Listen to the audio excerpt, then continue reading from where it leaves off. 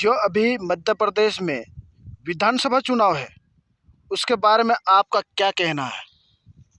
जो मध्य प्रदेश में अभी जो विधानसभा चुनाव है, उसमें हमारा जो एक व्यक्तिगत एक या मानो या निजी राय मानो, हमारा तो यही कहना है कि जितने भी जो पहाड़ी क्षेत्र में रह रहे आदिवासी, आप दूर दूर देख सकते हो, ये हमारे पीछे बैकग्राउंड पूरा दिख रहा है।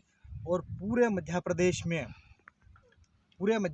में जितने भी जो नवाड़ के जो आदिवासी वहाँ निवासरत है और जिनको अभी तक पट्टे नहीं मिले, उन सभी आदिवासियों को ये पट्टा दिलाने का मुख्य मांग होना चाहिए। दूसरा, हमारी जो फसल की जो मूल्य है, जो व्यक्ति किसान अनाज बेचने जाता है, तो आज भी बाजरा 16 रुपये, मक्की 17 रुपये, गेहूँ 20 रुपये। तो हमारा किसान भाई दिन रात खेत में मेहनत करने के बावजूद भी आज भी अपन फसल पकाने से संतुष्ट नहीं है। तो हमारा तो यही कहना है कि कम से कम गेहूँ का जो 1 किलो का जो दाम है, वो कम से कम 50 से 60 रुपये किया जाए। और जो सोयाबीन वाला है, सोयाबीन जब हम बीज लाते हैं मार्केट से बोवनी के समय, तो 100 रुपये किलो लाते हैं हम लोग, और जब हम बेचते हैं 28 से 30 रुपये में बेचते हैं। तो कोई भी कंपनी अगर कहीं भी अगर मार्केटिंग करती है, कुछ अपना प्रोडक्ट तैयार करती है, तो वो मुनाफे के हिसाब से तैयार करती है। लेकिन यहाँ ऐसा हो रहा है कि जो आदिवासी अपना बाज़ार से जो बीज लाता है वो 100 रुपये में, और जब वो बेचने जाता है तो वो 1 किलो के 30 रुपये में बेचा जाता है। तो आदिवासियों को जब से मतलब इस धरती पे है, तब से आदिवासियों के साथ शोषित हुआ है। और जो देश आज़ाद होने के बावजूद भी आज भी आदिवासी अपना जो अनाज है, अपनी जो फसल है, उसका दाम तय कर पाने का अधिकार नहीं है। तो ये मुख्य मुद्दा हमारा विधानसभा में उठना चाहिए। फिर दूसरा क्या होता है कि हमारी जो मजदूरी वाला मामला है, मुख्य जो नरेगा जो मुख्य मजदूरी वाला जो मामला है, वो कम से कम दिन भर व्यक्ति जो मजदूर है, दिन भर पसीना टपकाता, दिन भर खेती फावड़ा चलाता, तो उसको कम से कम 500 से 800 रुपये दैनिक मजदूरी होना चाहिए।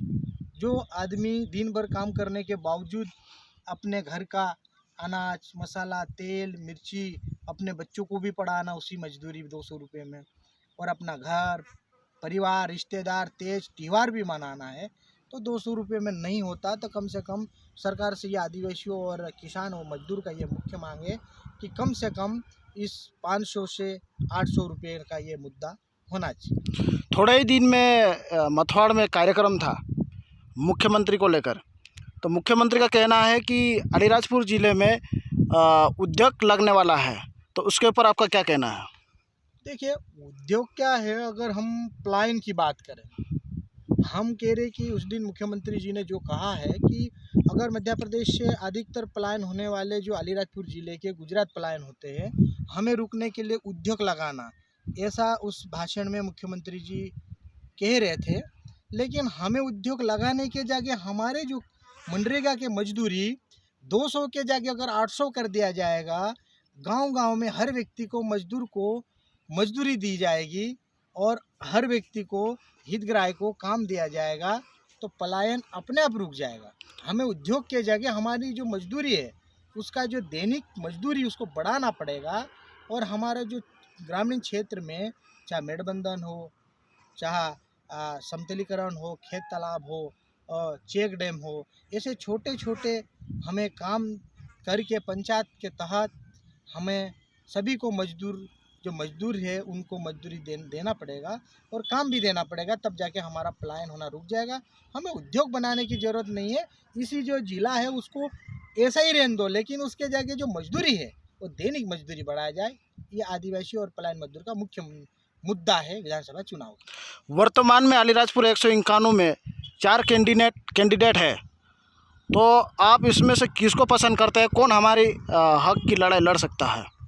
देखिए, होता क्या है, अब सभी का अधिकार है विधानसभा चुनाव लड़ने, चाहे सांसद हो, सरपंच हो, जनपद हो, जिला पंचायत हो, सभी का अधिकार है चुनाव लड़ने का। लेकिन अगर हम कौन काम कर सकता है और कौन नहीं कर सकते, इस मुख्य बिंदु पे अगर बात करें तो आज की परिस्थिति में आदिवासियों को, आदिवासी की बात विधानसभा में बोलने वाले आदमी की ज़रूरत है। हम 70 साल से देखते आए, लेकिन आज भी मध्य प्रदेश में आदिवासी नेता, आदिवासी की बात उठाने वाला दिलीप सिंह भूरिया के अलावा हमें नज़र नहीं आया। इसलिए हमें सोचना होगा कि जो व्यक्ति, जो कैंडिडेट हमारी अस्मिता, हमारे स्वाभिमान, हमारी संस्कृति, हमारा जल, हमारा जंगल, हमारा संविधान बचाने की बात करेगा, ऐसे कैंडिडेट को हमें चुनना चाहिए। ये मेरा मानना है। आपका नाम? मेरा नाम माल सिंह तोमर है। मैं एक सामाजिक कार्यकर्ता हूँ। ओके।